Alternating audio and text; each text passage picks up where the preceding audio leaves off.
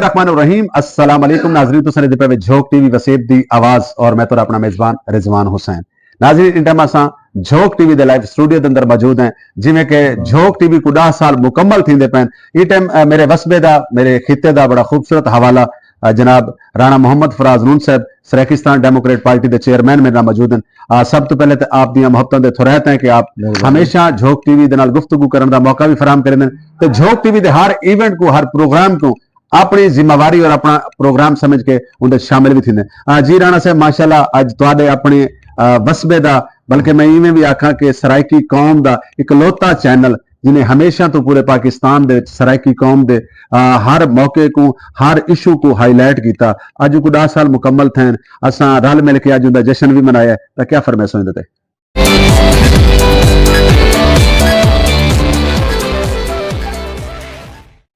जी शुक्रिया। झोक टीवी हमेशा तुसा वसेब दी आवाज बने और साकू खुशी है कि झोक टीवी अपनी मनाजिल तय करेंदे अज 10 साल यानी कि 1 मिलियन ते पहुंच गए ना और अपने 10 साल अपनी अज उसका सेलिब्रेशन आई।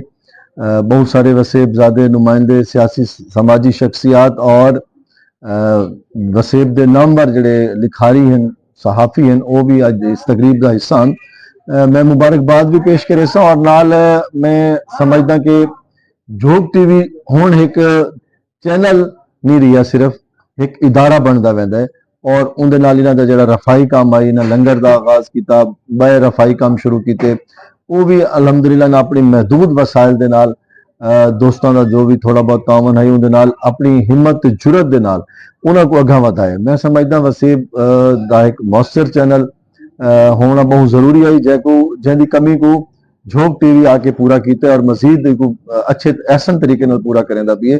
सारी दुआवां हैं कि झोक टीवी मजीद तरक्की करे। झोक की तरक्की वसेब की तरक्की है।